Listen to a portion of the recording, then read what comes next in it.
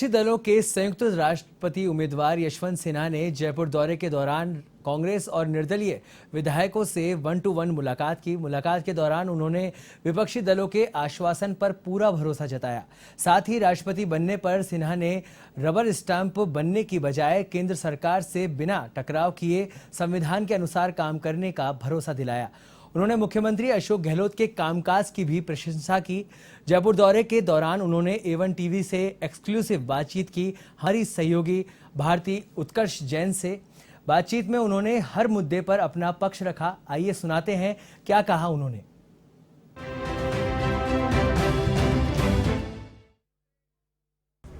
18 जुलाई को राष्ट्रपति चुनाव होने हैं और राष्ट्रपति चुनावों की बातचीत हमारे जहन में आते ही दो नाम हमारे जहन में आते हैं और उन्हीं में से एक नाम है श्री यशवंत सिन्हा जी का, जो हमारे साथ इस वक्त खास बातचीत के लिए मौजूद हैं। सर, आपका बहुत बहुत स्वागत है A1 टीवी पर।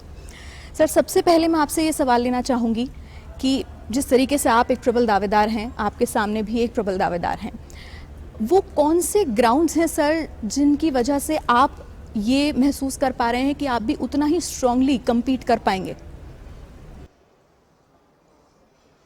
मेरा आत्मविश्वास है, जिन लोगों ने मुझे समर्थन देने का वादा किया है उनके प्रति मेरा विश्वास है और अंततः देश की जनता के प्रति मेरा विश्वास है।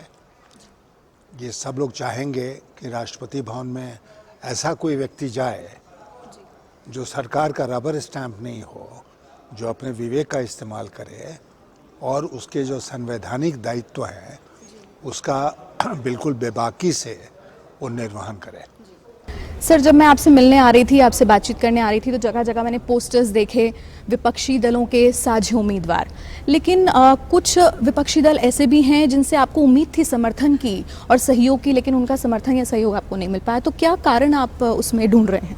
नहीं, देखिए, जो दिल्ली में विपक्षी दलों की बैठक हुई थी उसमें मुझे जहाँ तक याद पड़ता है कि एक दल को छोड़कर बाकी सब दल आज भी हमारे साथ हैं। जो उस बैठक में नहीं थे, जो गैर भाजपाई तो हैं लेकिन सचमुच विपक्षी नहीं है, क्योंकि हर मामले में वो सरकार का समर्थन करते हैं कहीं न कहीं, ऐसे दलों से हमारी अपेक्षा भी नहीं थी और शायद वो उस तरफ हैं। लेकिन उसकी तुलना में जैसे तेलंगाना राष्ट्र समिति है, वो विपक्षी दलों को उस बैठक में नहीं थी, लेकिन इस चुनाव में मजबूती के साथ मेरे साथ खड़ी है। तो इसलिए जितने दल हमारे साथ थे, जिन्होंने हमको स्पॉन्सर किया, वो प्लस और कुछ लोग हमारे समर्थन में हैं। सर, द्रौपदी मुर्मू जी जब नामांकन दाखिल करने पहुंची थी, प्रधानमंत्री मोदी जी ने खुद उनका नामांकन दाखिल किया। इस वाकये को आप किस तरीके से देख रहे हैं? मैं इसको बहुत उत्साहित ढंग से नहीं देखता हूँ, क्योंकि मैं याद दिलाऊंगा आपको कि इसके पहले आप जाइए 2007 में जब प्रतिभा पाटिल जी, जो पहली महिला राष्ट्रपति बनी इस देश की, वो नामांकन दाखिल कर रही हैं, तो आप पाएंगी कि उस समय के प्रधानमंत्री मनमोहन सिंह जी और बाकी जितने यूपीए के नेता थे वो सब बैठे हुए थे और प्रतिभा पाटिल जी स्वयं उठकर अपना नामांकन रिटर्निंग ऑफिसर को दे रही थी। इस बार क्या था कि बगल में उम्मीदवार खड़ी हैं, लेकिन नामांकन प्रधानमंत्री जी रिटर्निंग ऑफिसर को दे रहे हैं। ये कहानी कहता है, लोगों को समझने की बात है। सर, आपने फाइनेंस डिपार्टमेंट बखूबी संभाला है। जाहिर सी बात है, अब जो वित्त मंत्रालय है उसकी कार्यशैली को, उसके कामकाज को आप एक ऑब्जर्वर के रूप में देखते होंगे। क्या आपका ऑब्जर्वेशन कहता है वित्त मंत्रालय की जो अभी की कार्यशैली है उसे लेकर? वित्त मंत्रालय को अलग करके नहीं हम देखेंगे, क्योंकि इस समय हम लोग जानते हैं कि सरकार की जो शैली है उसमें सब कुछ प्रधानमंत्री कार्यालय में से कंट्रोल होता है। तो उस समय हम लोगों को काम करने की बहुत आज़ादी थी। जब मैं वित्त मंत्री था तो काम करने की बहुत आज़ादी थी और मैं आपको एक उदाहरण उसका देता हूँ कि ये जो वैल्यू एडेड टैक्स होता है, राज्य वैल्यू एडेड टैक्स अपने अपने राज्यों में लागू करें, इसके लिए मुझे कहा गया कि मुख्यमंत्रियों के साथ एक बैठक करने की ज़रूरत है। तो मैंने सारे मुख्यमंत्रियों को स्वयं निमंत्रण दिया और सारे मुख्यमंत्री आए, फिर बात आगे बढ़ाई गई। मैंने प्रधानमंत्री जी से जाके उनकी परमिशन नहीं ली कि क्या मैं मुख्यमंत्रियों की बैठक बुलाऊं, जी, ये बहुत महत्वपूर्ण बात। और ये भी नहीं उनको जाके मैंने कहा कि कृपया आप आके उसका उद्घाटन करें या समापन करें, अपना भाषण दें।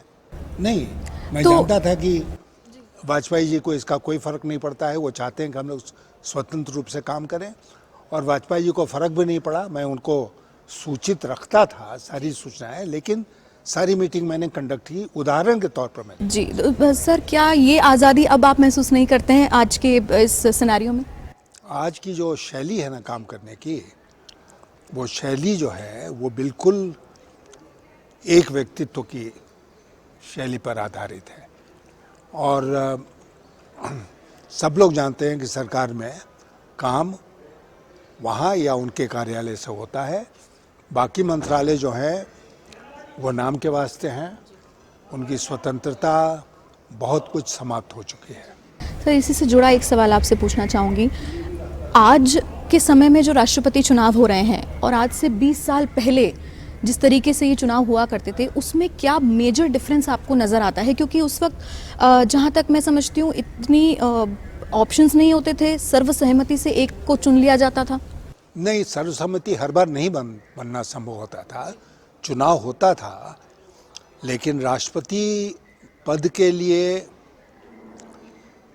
चुनाव के लिए इतनी असाधारण स्थिति कभी नहीं थी जैसे आज है। जितनी आज के दिन है। आजकल इतना कुछ स्टेक पर है कि राष्ट्रपति के चुनाव में भी उन सब बातों की चर्चा हो रही है। सर, एक आखिरी सवाल आपसे लेना चाहूँगी। आपका जो आत्मविश्वास है, आप जिस शक्ति के साथ में इस चुनाव में उतरे हैं, अगर ये उम्मीद, ये शक्ति नतीजों में बदल जाती है, तो आपकी कार्यशैली में और टू डू लिस्ट में प्रायोरिटी पर क्या रहेगा सर? प्रायोरिटी में ये रहेगा कि मैं ये स्पष्ट कर दूं कि मैं संविधान के अनुसार चलूँगा और संविधान की रक्षा करूँगा, संविधान के मूल्यों की रक्षा करूँगा। टकराव में नहीं चाहूँगा सरकार के साथ, लेकिन अपनी मर्यादा और उस पद की मर्यादा का उपयोग करते हुए इतना सुनिश्चित करूँगा कि हम भी सही रास्ते पर चलें और सरकार भी सही रास्ते पर चले। सर, बहुत बहुत धन्यवाद आपका हमें समय देने के लिए, और एवन टीवी परिवार की ओर से आपको बहुत बहुत शुभकामनाएं आने वाले इन चुनावों के लिए। तो ये थे हमारे साथ में राष्ट्रपति उम्मीदवार श्री यशवंत सिन्हा जी, जिन्होंने खास बातचीत की और हमें समय दिया। कैमरामैन सुनील के साथ और कैमरामैन विजय मिश्रा जी के साथ में भारती उत्कर्ष जैन, एवन टीवी, जयपुर।